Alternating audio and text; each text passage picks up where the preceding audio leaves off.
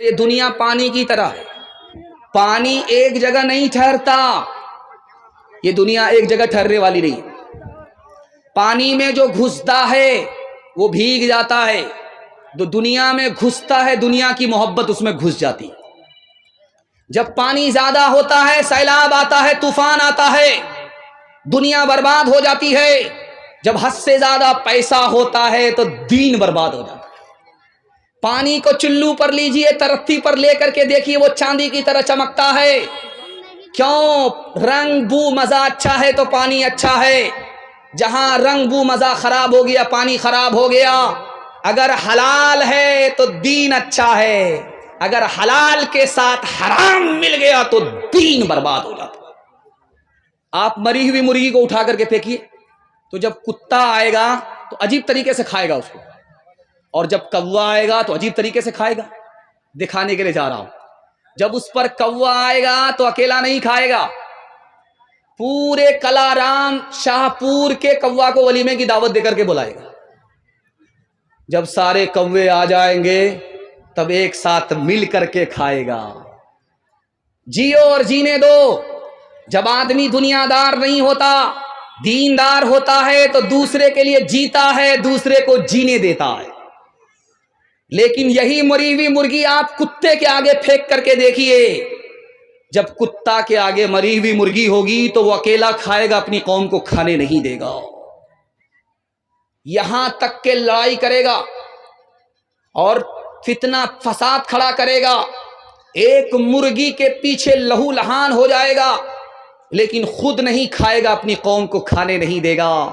ٹھیک دنیا میں حرام کمانے والے کا یہی حال ہے، وہ دوسرے کی مجبوری سے ناجائز فائدہ اٹھاتا ہے، دوسرے کے نقصان سے اپنا فائدہ اٹھانا چاہتا ہے۔ کیوں؟ اس کے پیٹ میں بھوک نہیں ہے، آنکھ میں بھوک ہے۔ آنکھ میں جب دنیا کی بھوک ہوتی ہے، حرام کھانے اور کمانے لگتا ہے تو کتے کی صف میں چلا جاتا ہے۔ ایک بات آپ ضرور کان کھول کر کے سنیے گا، آج مسلمان جب کعبے میں طواف کرتا ہے تو کپڑا پہن کر کے کرتا ہے، لیکن کسی زمانے میں جب مسلمان طواف نہیں کرتا تھا، مشرک طواف کرتا تھا تو کپڑا اتار دیتا تھا۔ کپڑا رہنے کے باوجود بھی کپڑا اتار کر کے طواف کرتا تھا۔ آپ بولیں گے کتنا بڑا بے وقوف آدمی تھا بھائی، کپڑا رہنے کے باوجود بھی کپڑا اتار دیتا تھا، ننگا طواف کرتا تھا۔ لیکن ایک راز کی بات آپ کو سناؤں گا تو آپ کے پیر کے نیچے سے زمین کھسک جائے گی اور کلیجہ منہ کو آ جائے گا۔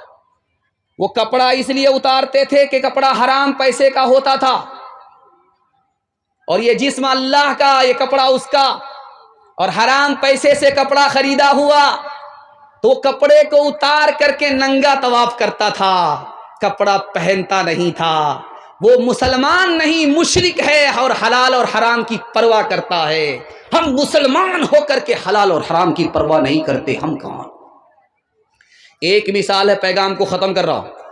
میں ہاتھ جوڑ کر کے اپنے جوان سے کہتا ہوں، آپ نے ویڈیو میں دیکھا ہوگا، اسرائیل نے ایئر اسٹرائک کیا، بم چھوڑا فلسطین کے اوپر، جو آسمان میں بلڈنگ آسمان کو جا رہی تھی وہ ہڑبڑا کر کے آٹا آٹا ہو کر کے زمین میں آ گئی۔ توپ کی وجہ سے، بمباری کی وجہ سے اتنی بڑی بلڈنگ زمین میں آ کر کے ڈھیر ہو گئی۔ توپ سے بڑھ کر کے کون سی چیز خطرناک ہے میں آپ کو بتانے کے لیے جا رہا ہوں۔ صرف 3 چیز دنیا میں توپ سے بھی بڑھ کر کے ہے۔ گانا یہ توپ سے بڑھ کر کے ہے، زنا یہ توپ سے بڑھ کر کے ہے، شراب یہ توپ سے بڑھ کر کے ہے۔ توپ سے جان کا نقصان ہے، شراب اور زنا اور گانے سے ایمان کا نقصان ہے۔ ایک مسلمان راجا تھا، اس نے دارو پینے والے کو پھانسی کی سزا سنائی۔ وہ کون تھا پتہ آپ کو؟ حجاج بن یوسف۔ اس نے اعلان کیا تھا کہ کوئی بھی جوان اگر دارو پیتا ہوا نظر آئے اس کو پھانسی پر چڑھا دو۔ کہہ رہے بھائی دارو پینے پر اتنی بڑی کڑی سزا کیوں دے رہے ہو؟ کہا جو جوان دارو پیے گا وہ خود ترقی نہیں کرے گا، اور جب اس کو ترقی نہیں ہوگی ملک ترقی نہیں کرے گا، اس کے ماں باپ کو ترقی نہیں ہوگی۔ جوان کو بچانا ہے، ملک کو بچانا ہے، جوان کو بچانا ہے، خاندان کو بچانا ہے۔ اس لیے جوان جب تک دارو سے نہیں بچے گا نہ ملک ترقی کرے گا، نہ خاندان ترقی کرے گا، نہ جوان ترقی کرے گا۔ ہاتھ اٹھا کر کے وعدہ کیجئے کسی کو دارو نہیں پلائیں گے. ہاتھ اٹھائیے انشاءاللہ. دوسرا پلائے گا تو چھوڑیں گے نہیں. ہاتھ اٹھائیے انشاءاللہ. یہ دیکھیے ایک مثال ہے، پیغام کو ختم کر رہا ہوں. 3 جوان دارو پی کر کے حجاج بن یوسف کے دربار سے گزر رہے ہیں. حجاج بن یوسف نے کہا کہ آج ہی اعلان ہوا ہے 3 جوان دارو پی کر کے جا رہے ہیں، پھانسی پر چڑھا دو، پکڑ کر کے لاؤ. تو پولیس والے جب گئے پکڑنے کے لیے، جوان کہا او مجھے ہاتھ مت لگانا، میں اس شخص کا بیٹا ہوں جس کے چولہے پر جب ہانڈی چڑھتی اترنے کا نام نہیں لیتی. لوگ ہاتھ جوڑ کر کے کھڑے ہوتے. سوچا کہ حاتم تائی کا بیٹا ہے، چھوڑ دیا، بڑے باپ کا بیٹا. دوسرے کو گئے جب پکڑنے کے لگا، او مجھے ہاتھ مت لگانا، میں اس شخص کا بیٹا ہوں جس کے سامنے بڑے بڑے کی گردن جھکتی ہے، وہ خون بھی بہاتا ہے، جرمانہ بھی لیتا ہے. اور گھبرا گیا، لگتا کہ رستم پہلوان کا بیٹا ہے، بڑے باپ کا بیٹا ہے، چھوڑ دیا. تیسرے کو گئے پکڑنے کے لیے تو وہ کہتا او مجھے ہاتھ بھول سے مت لگانا، میں اس شخص کا بیٹا ہوں جس کی مٹھی میں ہوا ہے. وہ ہوا کو بہنے کے لیے کہتا ہے تو بہتی ہے، منع کر دیتا ہے تو رک جاتی ہے. سوچا کہ یہ تو سب سے بڑے باپ کا بیٹا معلوم ہو رہا ہے، چھوڑ دیا. حجاج بن یوسف نے کہا تینوں کو پکڑ کر کے لاؤ، بے وقوف بنا رہا ہے، نشے میں ہے، زمین پر ہے، آسمان کی بات کر رہا ہے. وزیر اعلیٰ کو باپ کا سالہ بتا رہا ہے اور وزیر اعظم کو دادا کا سالہ بتا رہا ہے. جس نے کہا میں اس شخص کا بیٹا ہوں جس کی مٹھی میں ہوا ہے، یہ لوہار کا بیٹا ہے. باپ بھاتی چلاتا ہے، ہوا چلتی ہے، چھوڑ دیتا ہے، رک جاتی ہے، نشے میں ہے اس لیے بڑی بڑی بات کر رہا. جس نے کہا میں اس شخص کا بیٹا ہوں جس کے چولہے پر جب ہانڈی چڑھتی اترنے کا نام نہیں لیتی، لوگ ہاتھ جوڑ کر کے کھڑے تھے، باورچی کا بیٹا ہے. بھات اتار کر کے دال چڑھاتا ہے، دال اتار کر کے ترکاری چڑھاتا ہے. جاڑے کے موسم میں لوگ آگ تاپنے کے لیے ہاتھ جوڑ کر کے کھڑے ہو جاتے ہیں. بے وقوف بنا رہا ہے، بڑی بڑی بات کر رہا ہے. جس نے کہا میں اس شخص کا بیٹا ہوں جس کے سامنے بڑے بڑے کی گردن جھکتی ہے، وہ خون بھی بہاتا ہے، جرمانہ بھی لیتا ہے، یہ تو نائی کا بیٹا ہے. اگر کوئی بال بنانے کے لیے جائے گا سر جھکانا پڑے گا، استرا لگ جائے گا، پھر بھی پیسہ دینا پڑے گا. ہاتھ اٹھا کر کے وعدہ کیجئے، میں گارنٹی لیتا ہوں اللہ آپ کو بھی بچائے گا، آپ کے خاندان کو بھی بچائے گا. دارو نہ پئیں گے نہ کسی کو پلائیں گے. ہاتھ اٹھائیے، بالکل صحیح جا رہا ہے، اس میں گھبرانے کی کوئی بات نہیں ہے. خبر حدیثوں میں جس کی آئی وہی زمانہ اب آ رہا ہے. زمین بھی تیور بدل رہی ہے، فلک بھی آنکھیں دکھا رہا ہے. پرائے مال کو ہم اپنا سمجھیں، حرام کو بھی حلال جانے، گناہ کرے اور کمال سمجھے. بتاؤ دنیا میں کیا رہا ہے، خبر حدیثوں میں جس کی آئی وہی زمانہ اب آ رہا ہے. جو ہاتھ باندھے کھڑے ہیں صف میں، سب اپنے اپنے خیال میں ہیں. امام مسجد سے کوئی پوچھے نماز کس کو پڑھا رہا ہے. جوانوں کے حوالے سے پیغام مکمل ہو گیا. آپسی اتحاد اور اتفاق کے حوالے سے آخری پیغام، اس کے بعد عورتوں تک میں پہنچوں گا. 2-3 پیغام عورتوں کے لیے. 10 سے 15 منٹ میں میرے حصے کا جلسہ مکمل ہو رہا ہے. سننے کے لیے تیار ہیں؟ ہاتھ اٹھا دیجئے انشاءاللہ. اللہ آپ کو جزائے خیر دے. آپ کے جوان بیٹے کے لیے میں دل سے دعا کرتا ہوں، غلط ماحول سے، گناہ سے، غلط روزی سے نکال کر آپ کے جوان بیٹے کو اللہ دین دنیا رات چگونی ترقی سے مالا مال فرمائے. دھیان سے سنیے گا، جلدی سے نکل جائے گا. ایک آدمی آ کر کے کسی کی بیوی سے کہہ رہا ہے تمہارا شوہر دوسری شادی کرنا چاہتا ہے. اس کی بیوی نے کہا کہ کیسے؟ کہا یقین نہیں ہے تو کل تم دیکھ لینا. اور شوہر سے جا کر کے کہا کہ تمہاری بیوی دوسری شادی کرنا چاہتی ہے، تم کو جان سے مارنا چاہتی ہے، اگر یقین نہیں ہے تو آنکھ بند کر کے رہنا. اس کی بیوی پریشان ہو گئی, دوسری شادی کرنا چاہتا ہے, اب کیا کرے؟ کہا 1 منٹ میں مسئلہ حل کر دوں گا. استرا لے لو, اس کی داڑھی کے بال کو کاٹ کر کے لاؤ, اس پر جھاڑ پھونک کروں گا, تمہارے شوہر کا ارادہ بدل جائے گا. اس نے آنکھ بند کر کے ہلکی آنکھ سے دیکھنا شروع کیا کہ دیکھے بیوی کدھر سے کیا آ رہی ہے. اس کو کہہ دیا تھا کہ تمہاری بیوی تم کو جان سے مارنا چاہتی ہے, اور بیوی سے کہہ دیا تھا کہ تمہارا شوہر دوسری شادی کرنا چاہتا ہے. اب وہ عورت بیچاری گئی ہے کہ جھاڑ پھونک والے کے لیے بال توڑ کر کے لائیں. وہ سمجھا کہ واقعی یہ ہم کو ہلاک کرنے کے لیے آ رہی ہے. اس ایک چگل خور کی چگل خوری کے نتیجے میں ایک معصوم عورت کی بلا وجہ جان چلی گئی. اس لیے آنکھ پر بھروسہ کرنا ہے, کان پر بھروسہ نہیں کرنا. دوسری بات آپ کے سامنے رکھنے کے لیے جا رہا ہوں. ایران کی لڑائی چل رہی تھی ہندوستان سے. ہندوستان نے کہا جنگ سے صلح بہتر ہے, لڑائی نہیں کریں گے. اس نے بھی کہا جنگ سے صلح بہتر ہے, لڑائی بند کر لیتے. ایک چگل خور بیچ میں آ گیا, ایران کے بادشاہ سے کہا کہ آپ سے تو صلح کر لیا ہے, ادھر تیاری زبردست چل رہی ہے. اس نے چڑھائی کر دیا, 30,000 ہندوستانی اسی ایک دن میں فنا ہو گئے چگل خوری کے نتیجے میں. کان پر بھروسہ کیجئے گا نہیں, آنکھ پر بھروسہ کرنا ہے. تیسری بات بتانے کے لیے جا رہا ہوں, آپ بہت دھیان سے اس کو سنیے گا. 5 آدمی سے آپ کو دوستی نہیں کرنا ہے, دنیا کا بھی نقصان, دین کا بھی نقصان. جو آدمی جھوٹ بولتا اس سے دوستی مت کیجیے گا, وہ قریب کو دور, دور کو قریب بتائے گا, آپ کا نقصان ہوگا.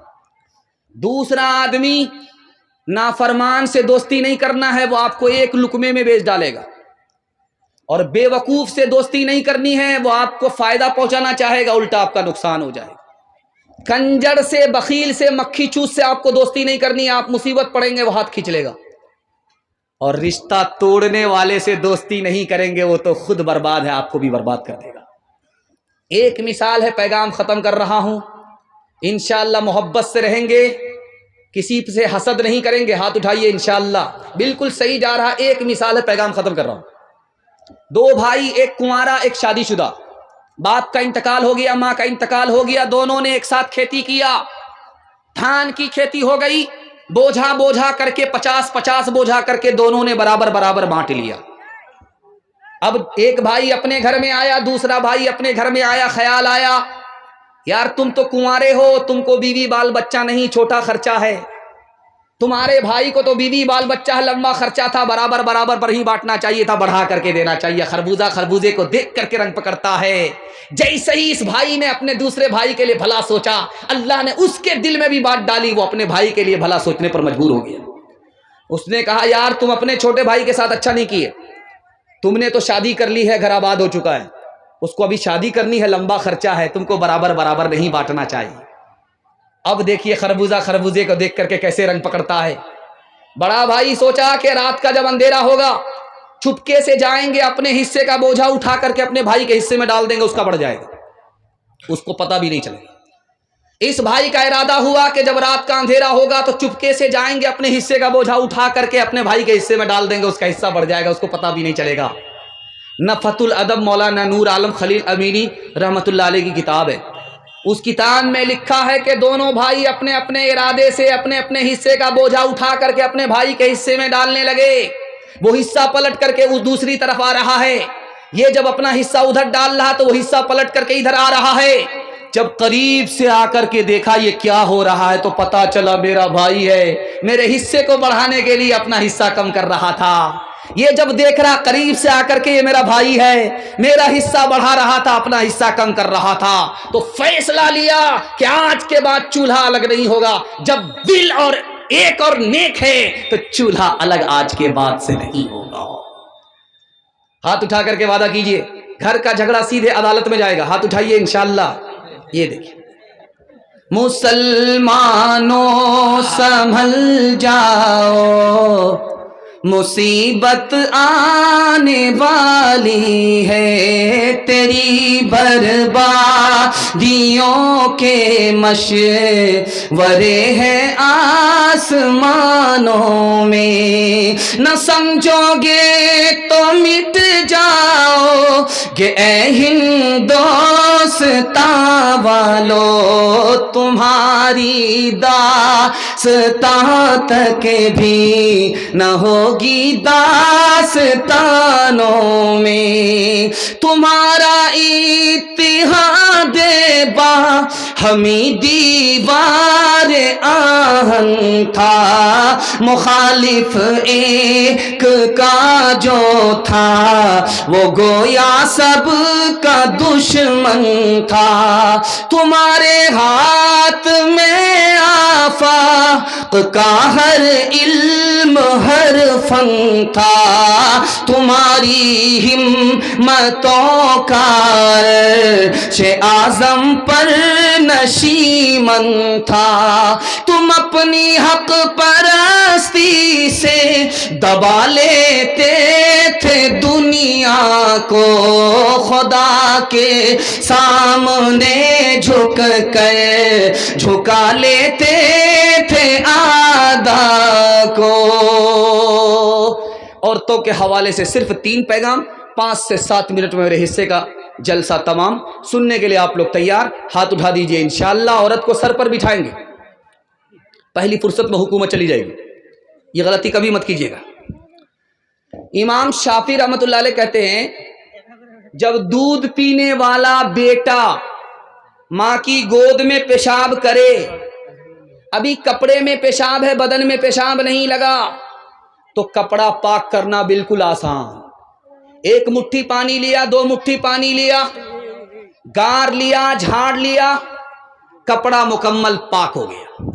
لیکن اگر دودھ پینے والی بیٹی ہے، ماں باپ کی گود میں پیشاب کرے، 1 مٹھی 2 مٹھی پانی مار لینے سے کپڑا پاک نہیں ہوگا، کپڑا اتارنا پڑے گا، بار بار دھونا پڑے گا، داغ دھبے چھڑانے پڑیں گے، گارنا اور نچوڑنا پڑے گا، تب مکمل کپڑا پاک ہوگا۔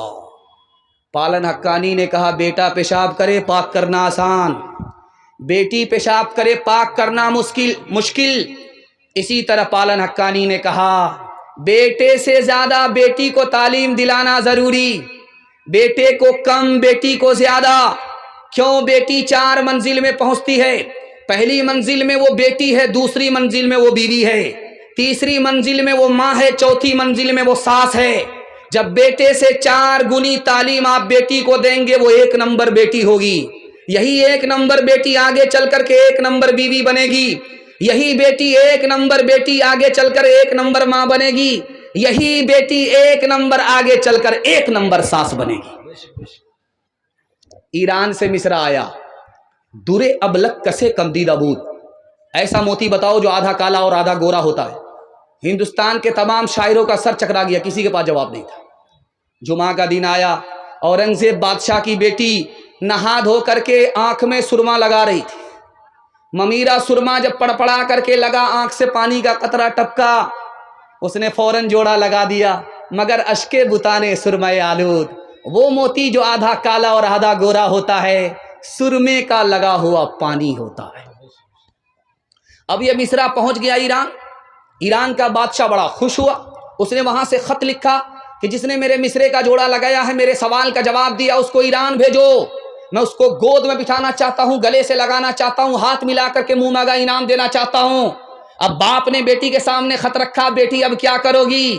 تو بیٹی کا فیصلہ سنی، اللہ سب کو ایسے ہی ہونہار بیٹی عطا فرمائے۔ اس بیٹی نے کہا ابا حضور انعام لینے کے لیے میں ہندوستان سے ایران جاؤں گی، وہ مجھ کو گود پہ بٹھائے گا، گلے لگائے گا، ہاتھ ملا کر کے منہ مانگا انعام دے گا، وہ اجنبی مرد ہے، میں اجنبی عورت ہوں، میرے پردے کا جنازہ اٹھ جائے گا، مجھ کو دنیا ملے گی، خدا رسول ناراض ہو جائیں گے، ایسی دنیا پر میں لات مار سکتی ہوں، انعام لینے کے لیے جا نہیں سکتی۔ حجاج بن یوسف کے دربار میں بہن آئی ہے، فریاد کر رہی ہے میرے 3 آدمی کو تم نے گرفتار کیا ہے، تینوں کو چھوڑ دو، میرا بیٹا ہے، میرا شوہر ہے، میرا بھائی ہے۔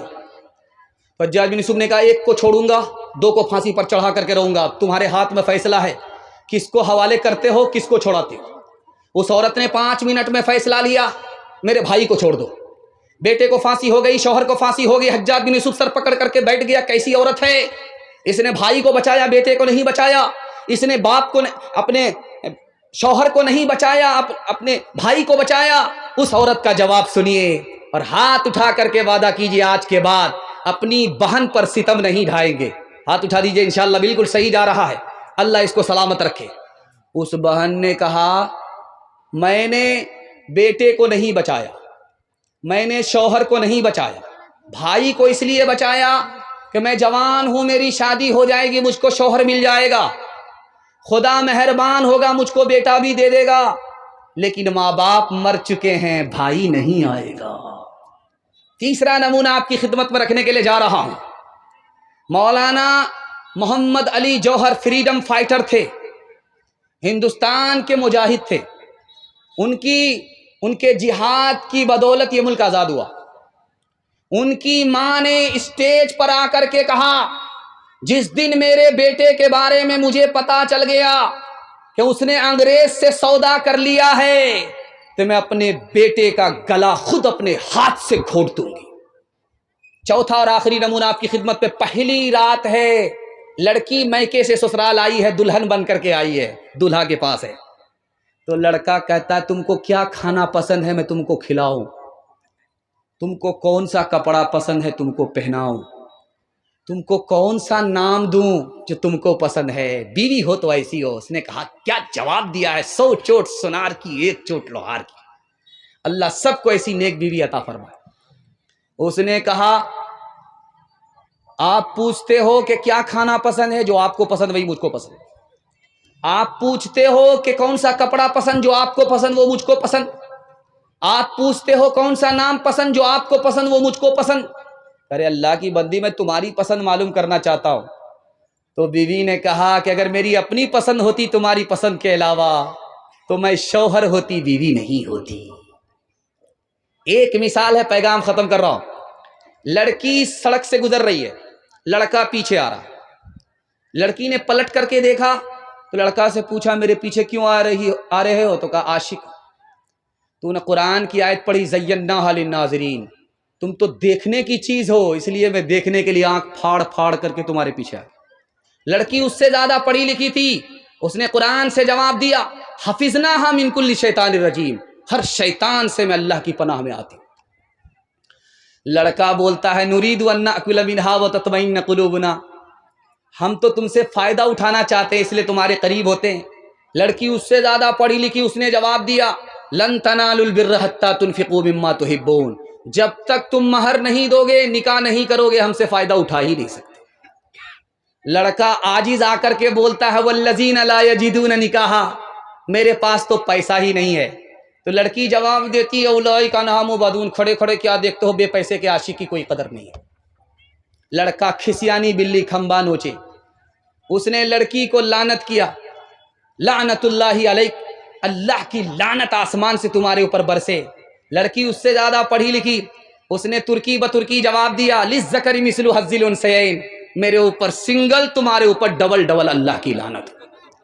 رابعہ بصری سپنے دل میں پیدا کر کمال، حضرت عائشہ صدیقہ کی بن جا تو مثال، فاطمہ زہرا کی سیرت کا ذرا کرنا خیال، زندگی میں غم بھی آئے تو نہ ہونا تو نڈھال، اپنے شوہر کی اطاعت تجھ پہ لازم ہے صدا، حکم مولا ہے یہی ہے، حکم مولا ہے یہی ہے، اور قول مصطفیٰ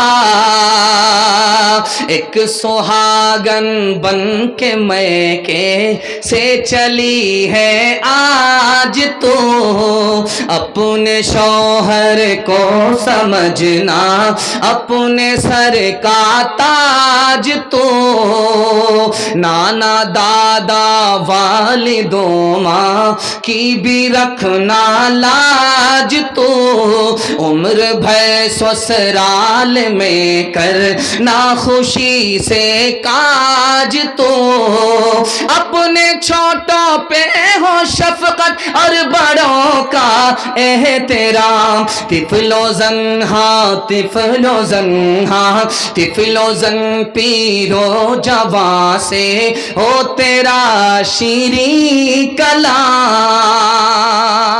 پردے کے حوالے سے دوسرا پیغام عورتوں کے نام آ رہا, سننے کے لیے آپ لوگ تیار ہیں؟ ہاتھ اٹھا دیجئے انشاءاللہ. پیشاب پاخانہ روک کر کے بیٹھیں گے, ہاتھ اٹھائیے انشاءاللہ. یہ غلطی مت کیجیے گا, اوپر سے ہی لائسنس ملا ہوا ہے. جتنی جلدی ہو سکے 9-11 ہو جائیے. پردے کے حوالے سے صرف 3 منٹ کا پیغام آ رہا ہے. عورت کے حصے کا جلسہ مکمل, اور اللہ آپ کو جزائے خیر دے. میں گارنٹی لیتا ہوں, آپ نے میرا دل اتنا خوش کر دیا ہے, اگر 1 گھنٹہ 2 گھنٹہ جلسہ اور بھی چلے گا تو آپ یہاں سے ہل نہیں سکتے ہیں. اللہ نے آپ کو حوصلے سے اتنا زندہ فرمایا. دل سے دعا کرتا ہوں اللہ آپ کے ضمیر کو زندہ فرمائے. جوان بیٹی اگر گھر میں کنواری ہے, اللہ غیب سے مناسب جوڑے کا انتظام فرمائے. جلدی سے نکلنا, دھیان سے سنیے گا. ایک انگریز نے کہا جب عورت برقع پہنتی ہے تو مجھ کو بہت غصہ آتا. اس انگریز سے پوچھا یار عورت جب برقع پہنتی تم کو غصہ کیوں آتا ہے؟ کہ غصہ اس لیے آتا ہے کہ جیسے کفن میں مردے کو لپیٹ دیا جاتا ہے اسی طرح برقعے سے عورت کو لپیٹ دیا جاتا ہے, اس لیے برقع پہننے والی عورت سے مجھ کو بہت زیادہ غصہ آتا ہے. شیخ الاسلام مولانا حسین احمد مدنی کے لیے دعا کیجیے, اللہ ان کی قبر کو نور سے بھر دے. انہوں نے چاقو نکالا, نیمبو کاٹ کر کے شربت بنا لیا اور کہا انگریز صاحب میں شربت پی لیتا ہوں, اور نیمبو کاٹنے کی وجہ سے آپ کے منہ میں جو پانی آیا ہے وہ آپ پی لیجیے. انگریز بولا آپ صحیح بول رہے ہیں, ادھر جب نیمبو کٹتا ہے تو منہ میں خود بخود پانی آ جاتا ہے. تو حضرت نے فرمایا جب عورت بے پردہ بے برقع سڑک پر چلتی ہے تو آوارہ لوگوں کے منہ میں اسی طرح پانی آ جاتا جیسے نیمبو کٹنے کے بعد لوگوں کے منہ میں پانی آتا. مسند خطابت پر بیٹھ کر کے حضرت تھانوی دعا کیجیے اللہ ان کے درجات کو بلند فرمائے. کہہ رہے تھے پردے میں عورت کو رکھو, پردے میں عورت کو رکھو, آبرو بھی بچے گی ایمان بھی بچے گا. آبرو بچانا ہے, ایمان بچانا ہے, عورت کو پردے میں رکھو. ایک جوان کھڑا ہو گیا, کیا پردہ پردہ کرتے رہتے, پردے کے علاوہ بیان کیجئے. پردے کی وجہ سے عورت کی آزادی ختم ہو جاتی ہے. تو حضرت نے کہا کہ کیوں پریشان ہو رہے ہو؟ کہا کون سی آیت میں پردہ ہے بتائیے, کون سی حدیث میں پردہ ہے بتائیے. حضرت نے ترکی بترکی جواب دیا. 2000 کا نوٹ سب سے نیچے کی جیب میں رکھتے ہو, 200 کا نوٹ بیچ کی جیب میں رکھتے ہو, اور 10 کا نوٹ سب سے اوپر کی جیب میں رکھتے ہو. کون سی حدیث میں ہے, کون سی آیت میں ہے؟ دولت کی تو حفاظت کرتے ہو, عورت کی حفاظت کرنا نہیں جانتے. یاد رکھو دولت جائے گی واپس آ جائے گی, عورت کی آبرو جائے گی کبھی واپس نہیں آئے گی. یہی بغل میں اتر پردیش علی گڑھ ہے, یہاں پر ایک قانون آیا, سر سید احمد خان صاحب رحمۃ اللہ علیہ کے سامنے آیا. اس قانون میں کیا لکھا ہوا تھا کہ عورت جب پردے میں ہوتی ہے تو بیمار پڑ جاتی ہے, عورت جب پردے میں ہوتی ہے تو بزدل ہو جاتی ہے, بہادر نہیں رہتی. عورت جب پردے میں رہتی ہے تو دوسرے سے نیک گمان نہیں رہتی, بدگمان ہو جاتی ہے. عورت جب پردے میں رہتی ہے تو اس کو ترقی نہیں ہوتی. سر سید احمد خان صاحب نے اس قانون کو لے کر کے پھاڑ دیا. تمہاری حکومت ہندوستان سے چلی گئی ہے, اگر عورت کو پردے میں نہیں رکھو گے جیسے حکومت چلی گئی, عورت بھی تمہارے ہاتھ سے بے ہاتھ ہو جائے گی. ایک آدمی جب اس کی بیوی پردے کے ساتھ نکلتی تھی تو وہ کہتا تھا کہ میرا خون کھول جاتا ہے. جب کوئی پردے کے ساتھ برقعے کے ساتھ عورت نکلتی میرا خون کھول جاتا ہے. اس نے کہا کہ برقعے کو جلا دو, پردے کو جلا دو, بغیر دوپٹے کے بغیر برقعے کے سڑک پر آزادی کے ساتھ گھومو پھرو. جب اس نے اپنی بیوی کو آزادی کے ساتھ گھومنے پھرنے کی اجازت دے دیا, اس کی بیوی کا کسی سے چکر ہو گیا, وہ بھاگ گئی. اب وہ آدمی رو کر کے پولیس اسٹیشن پر رپورٹ لکھا رہا ہے. اکبر الہ آبادی مرحوم نے لکھا, اس نے کیا لکھایا, جسم پر لباس کی کمی عجیب لگتی ہے, مجھے امیر باپ کی بیٹی غریب لگتی ہے, جس سے آنچل بھی نہیں سر کا سنبھالا جاتا, اس سے کیا خاک تیرے گھر کی حفاظت ہوگی. کیا گزری ایک پردہ کے مخالف رو رو کے پولیس سے کہتے تھے. کیا گزری ایک پردہ کے مخالف رو رو کے پولیس سے کہتے تھے. عورت بھی گئی زیور بھی گیا دولت بھی گئی عزت بھی گئی. عورت بھی گئی زیور بھی گیا دولت بھی گئی عزت بھی گئی.